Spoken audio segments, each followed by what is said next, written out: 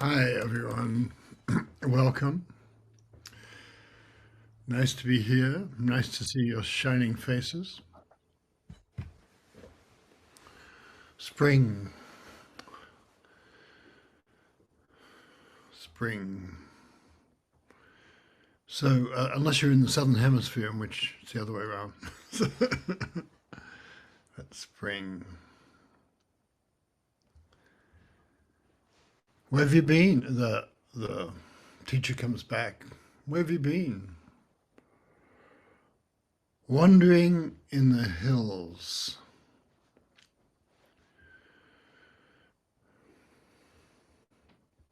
Where did you go? I went out following the scented grasses and came back chasing falling blossoms.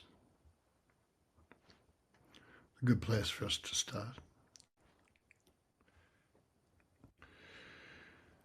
Looking outside, the yellows and the greens and the whites, the storm that comes and goes, the stillness that's in the midst of all that.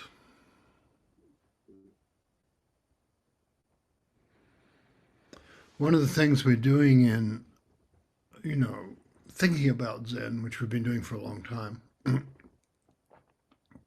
I started with the book Soul in Zen, but I started long before that. And is there are certain kinds of experiences that are very just pure if you're a human being, certain kinds of awakening and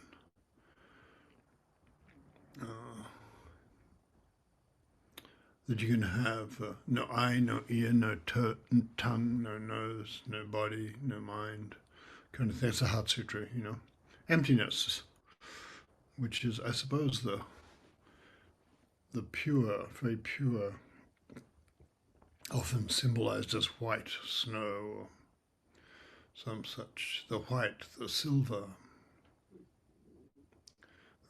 bowl. But spring is sort of somehow next step. We stagger along, and then there's next step, and something. It's green and it's yellow, and so there's an enlivening. The white, the vastness, the emptiness, the peace of all that is okay. But at some stage, if we want to contribute to life and contribute to human beings, we come out from that. And so we were Jung long ago now mapped the stages of psychoanalytic development onto the alchemical stages under the theory that the alchemists, whether they knew it, sometimes they knew it, but whether they knew it or not, were actually talking about their own psyches and the psyches of the people who worked with them, which seems pretty likely. And so the colors, and those colors are very anciently symbolized, like green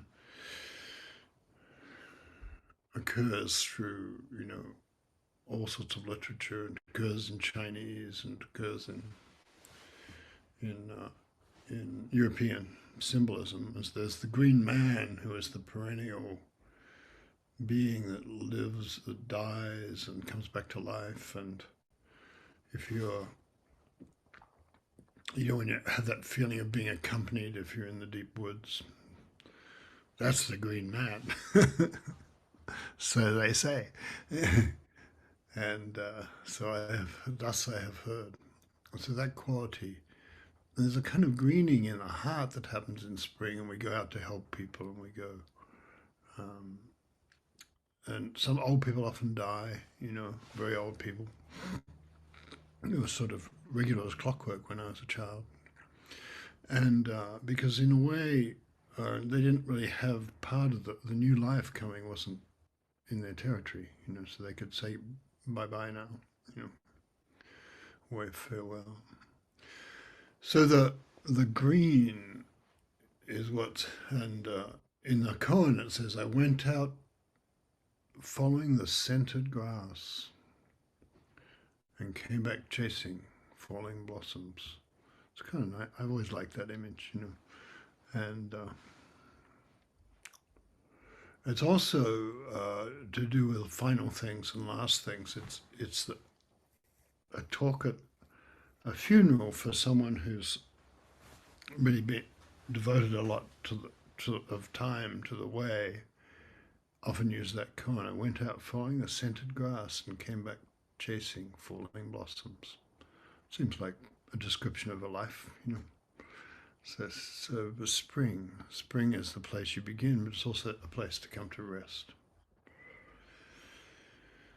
So, and there's the other view of spring, which is I put in the, I don't think I have it with me right now, but I put in the blurb for this, or the description, which is that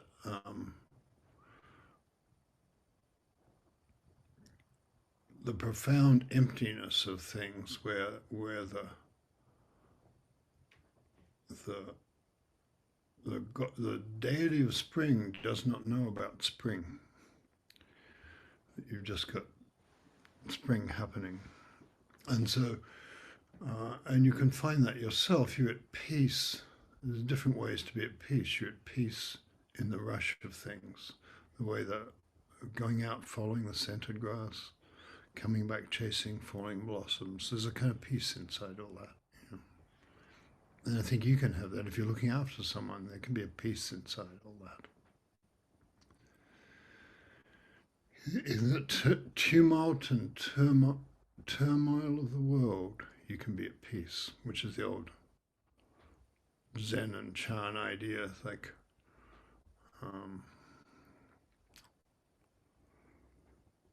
there's a famous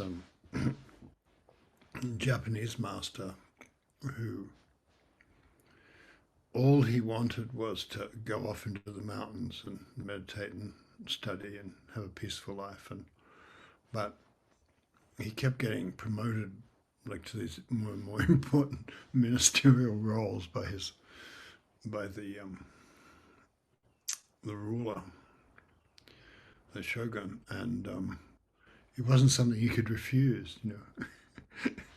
And so he said, I always wanted to just go off into the mountains, but I would have become a good person of the way and not had any idea about my life, or in a way what an idiot I was. You know, but now I'm extremely aware of now that I'm trying to run the country, I'm very aware of my faults. And there's something rather marvelous. So that's again the turmoil of spring, the greening quality of spring. So if you thought you were an idiot lately, that's it. That's the Dharma right there.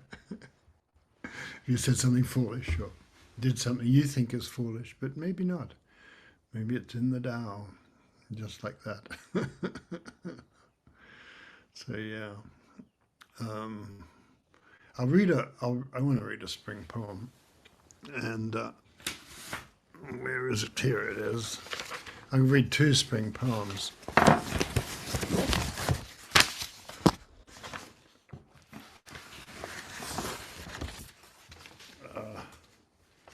This is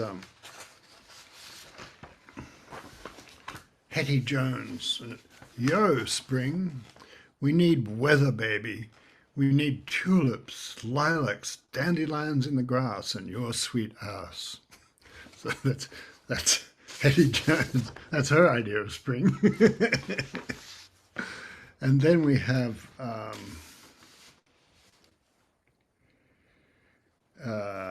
Rilke, who's always like interested in emptiness in some way, you know.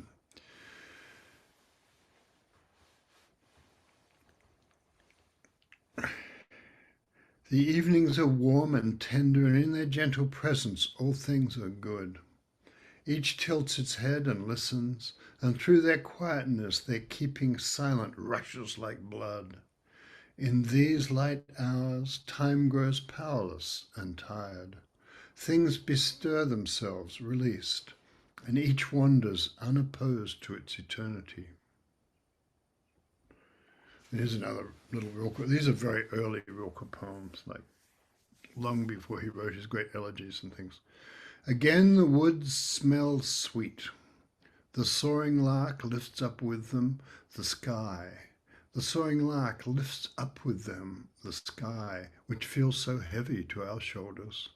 Through the branches one did see the day, still empty, but after long rain-filled afternoons come the golden sun-drenched newer hours, before which, on distant house fronts, all the wounded windows flee fearfully with beating wings.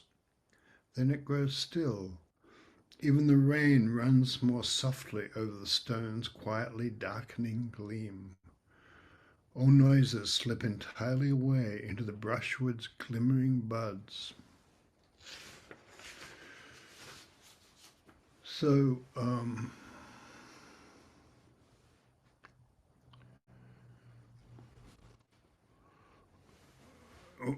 there's a kind of circle in the seasons, but there's a kind of circle in practice too, that we over and over again. I think if we're wise, over and over again we sit, we meditate. And when we meditate,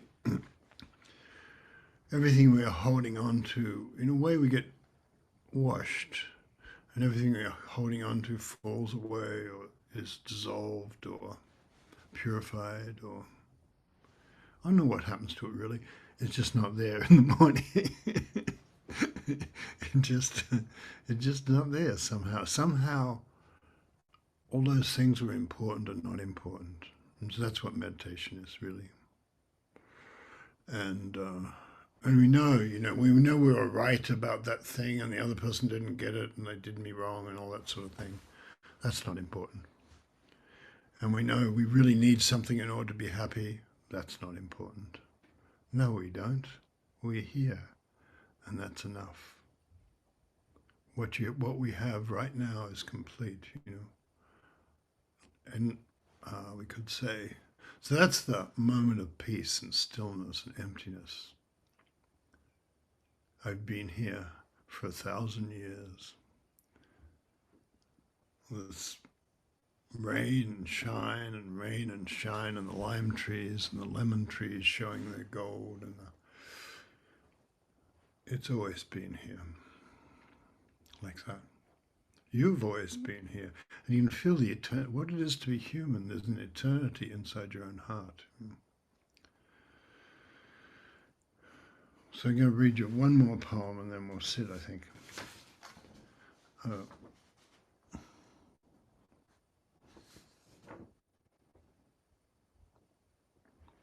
Read you two more poems. This is a little thing I wrote, just some sort of notation. They're really just observations, like the prose stuff that belongs to a haiku. Spring, the nothing underneath everything, produces the palest, tenderest leaves, the cherry blossoms flouncing their nude dresses, the sorrow of the geese losing their eggs, the irises and roses arriving. Pear blossoms. I look at them all day, but they don't tell me much. Pear blossoms. That not telling you much is part of it, isn't it? And here's the great Elizabeth Bishop. A cold spring. It's cold here, and it's cold where you are. Nothing is so beautiful as spring, she starts with. That's Gerard Manley Hopkins. A cold spring. The violet was floored on the lawn. For 2 weeks or more the trees hesitated, and little leaves waited, carefully indicating their characteristics. Finally, a grave green dust settled over your big and aimless hills. One day, in a chill white blast of sunshine, on the side of one of those hills, on the side of one, a calf was born. The mother stopped lowing and took a long time eating the afterbirth, a wretched flag, but the calf got up promptly and seemed inclined to feel gay. The next day was much warmer. Greenish-white dogwood infiltrated the wood, each petal burned apparently by a cigarette butt, and the blurred red bud stood beside it motionless, but almost more like movement than any placeable colour. 4 deer practiced leaping over your fences. 4 deer practiced leaping over your fences. The infant oak leaves swung through the sober oak. Song sparrows were wound up for the summer. And in the maple the complimentary cardinal cracked a whip, and the sleeper awoke, stretching miles of green limbs from the south. In his cap the lilacs whitened. Then one day they fell like snow. Now in the evening a new moon comes. The hills grow softer. Tufts of long grass show where each cowflop lies. The bullfrogs are sounding, slack strings plucked by heavy thumbs. Beneath the light, against your white front door, the smallest moths, like Chinese fans, flatten themselves, silver and silver gilt, over pale yellow, orange, or grey. Now from the thick grasses the fireflies begin to rise, up, then down, then up again, lit on the ascending flight, drifting simultaneously to the same height, exactly like the bubbles in champagne. Later on they rise much higher, and your shadowy pastures will be able to offer these particular glowing tributes every evening now throughout the summer.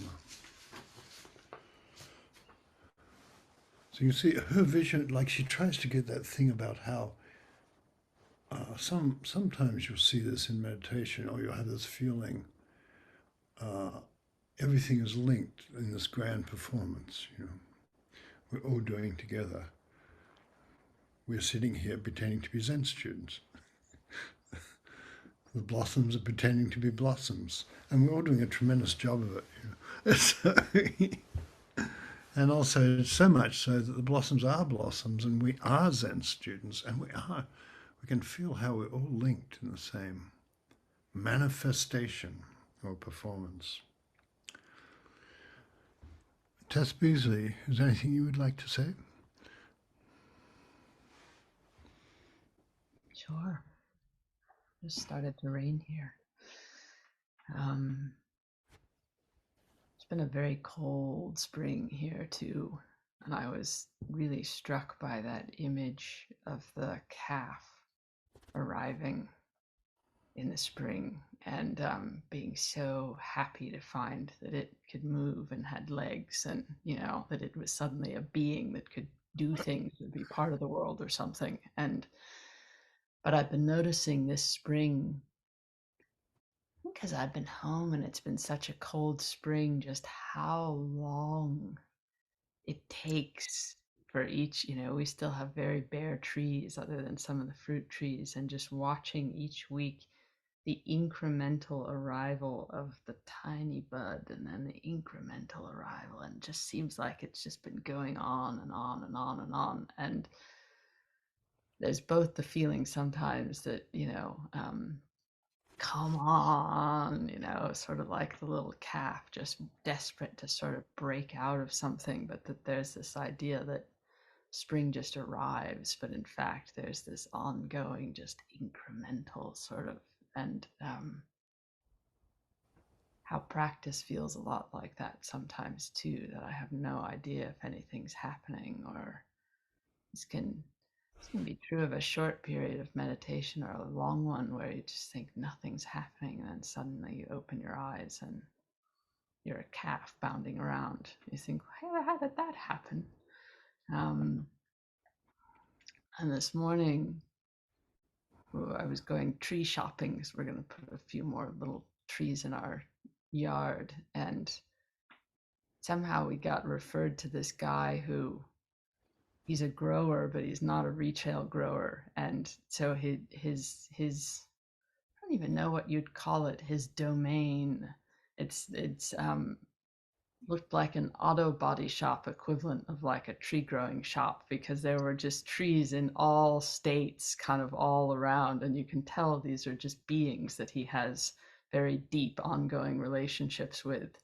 He was this massive guy, and he had a some kind of very elaborate hound that he had rescued from the pound, and who failed being a hunting dog for some reason. And the dog just kept bellowing and bellowing, and the trees are all kind of starting to go crazy. And, it felt like the moment of jumping around that arrives in spring, and this dog that's supposed to be a, you know, a proper dog had somehow gotten a taste of a rodent somewhere, and so just kept digging and digging and then bellowing and bellowing and bellowing. And um, I don't know, that just kind of felt like spring has arrived. So both. Thank you. Announced by the dog. Right? Yeah. There's a park here where they let it's a county park, but they let cattle into beef cattle into graze. They have some sort of relationship with one of the local cattle people, and so these big, like black cattle, like lounging around on the path, you know. And at the moment, they're all got calves that are suckling and suckling, and they don't want to move off the path, and you've got to move around them. And if there's no room, they respond to a push if you just push them. Then the little calves are out there butting heads. You know, you can tell which ones are the bulls. You know, they're butting heads and that. Oh, look, I have a head. I can attack people with it. You know. So, Todd, do you want to say anything? Sure. Um, it's been raining here the last couple of days, or today and yesterday, and um, when I go out into the mountains or when I go out, especially this time of year, I go out chasing water, and it kind of reminds me when I was growing up um, in New England in the spring when the snow would melt, you would get these little trickles of rivers coming down the dirt roads that I lived on, and I would spend just I don't know hours, days out there engaged in miniature waterworks and building dams and watching the water come down and carve its way through the earth. And I still do that. I go out hiking in the mountains here and watching the water come down the trails and go into gopher holes and pop up out of other gopher holes and go down over the side and tear away the sides of the hills and change the course of the trails and I like it. Uh, Reminded me of your when you were saying about the story of the person who wanted to be a mountain monk. Go out and I'm out there. I just think, God, this is just great. I could just stay here forever, you know. But I have these projects and these roles and these things that I'm doing with other people, and those roles have been changing, and I'm left with what has been a little bit unsettling of just like my old ways of doing things and being a technical coder and programming and being a good engineer are behind me, and now I'm having to do these new things, and it's a little disturbing because I'm not very good at them, or it has been a little disturbing because I'm just you know I'm just not like I'm just not my thing. And so when you were talking, I suddenly thought, oh wow, this is really a good thing. Unfortunately, I don't know what I'm doing, and that felt very freeing and very like oh yeah, like I don't have to. I can just go out following the water, just in another slightly different way. So that's what it feels like here today. That's Thank you. great. Thank you. I've never called on Amanda. I'm going to call on her. It's You don't Amanda. have to say anything, just hi. Hi. Um, I was noticing as you were talking that there was just a fierce stream of thoughts from the week, from life, from work, kind of following me through my meditation. And I thought, um, at first, I thought this is the wrong way to do it. And then as I sat with that, I just paid attention to them and thought, this is the scented grass too. That thoughts following thoughts, that is the scented grass too. And you know, the more I allowed those to go the way of the scented grass, the more I could imagine the blossoms falling. That it might come back as something sweeter. um, and And that really gave me some comfort today. So thank you. There's a famous saying in one of the sutras, and Tibetans use a lot, where don't raise delusive thoughts. If you do raise delusive thoughts, don't get rid of them. So, they'll take care of themselves. So thank you. Scented grasses all the way down. I think that's a spring thing too, the intensity of the mind. Thank you, Amanda. George is somewhere here. Yes. Hi. I was struck by two things. Todd mentioning damming streams, and I was running past a stream that's very optimistically called Little River. It barely qualifies as a little stream in the summer anyway, but there's been so much water here, rain here, that it's become a little, well, it's become a big stream anyway. And as I was running over this bridge over the Little River, I was remembering as a boy, my brother and I visited friends of my parents in Pennsylvania, and they had a proper stream. And one of the happiest moments, I think, of my childhood was when my brother and I being boys, we would both destroy and build, and we were happiest doing both with this stream, just finding rocks and branches and damming it without any regard or concern for what was happening upstream or downstream. We just wanted to build a big dam and make a deep pool and hopefully swim in it. Very good. Yes, grand. The constructions of childhood.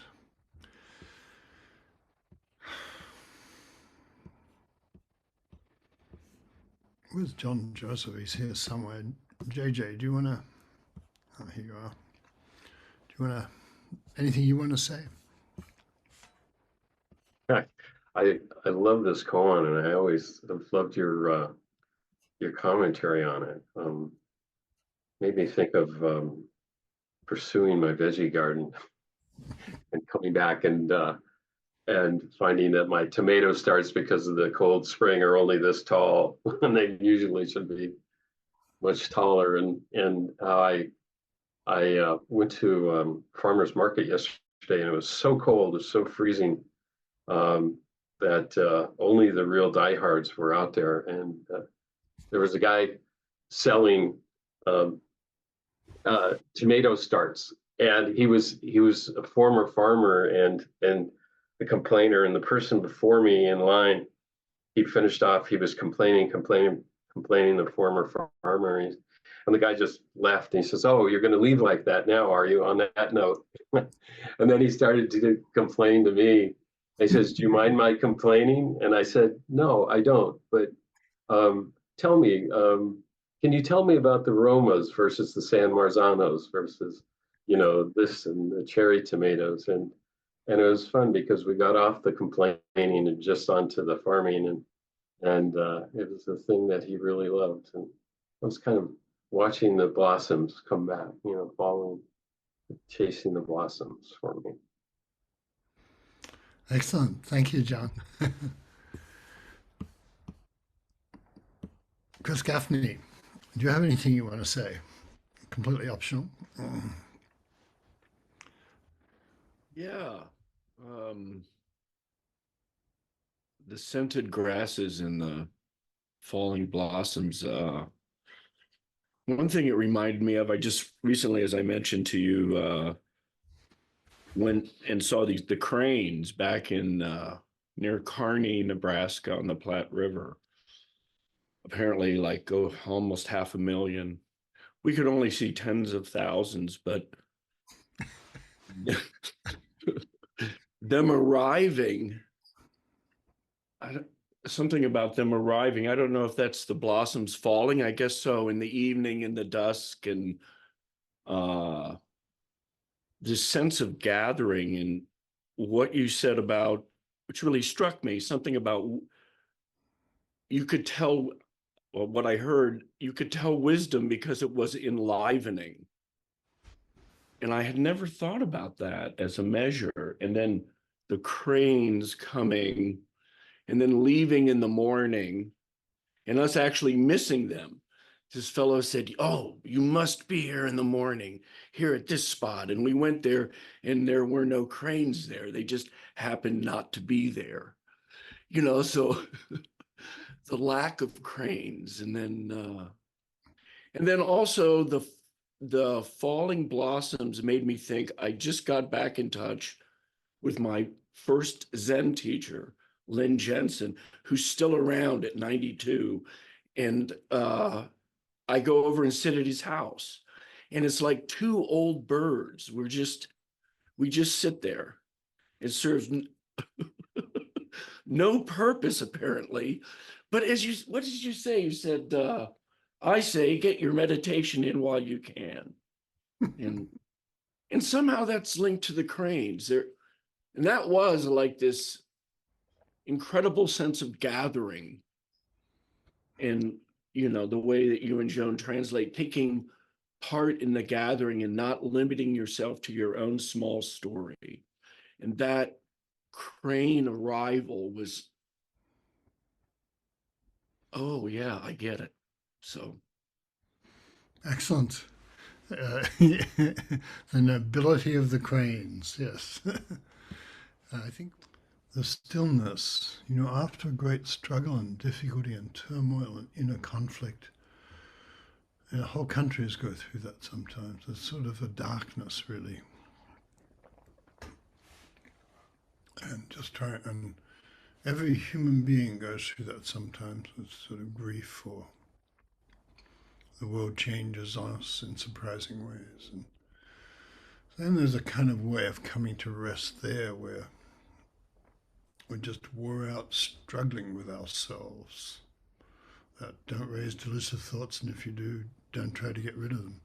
We kind of, and we spend all this time doing both, and then we stop the struggle.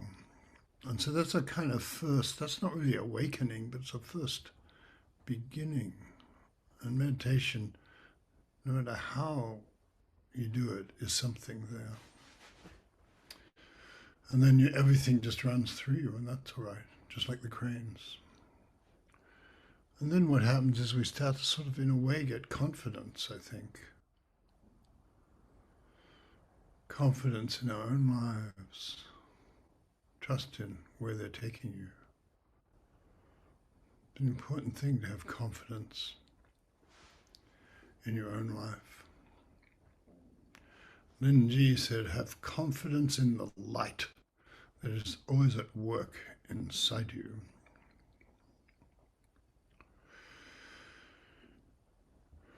Have confidence. Trust your own life in that way and where it takes you and what it does. And it's not wrong. So that's the next step. That's part of the whole piece of things. And then the spring thing and the green and the yellows. After you've got some freedom, there's the liveliness coming out, appearing in the world, appearing in your own life, trusting your own heart.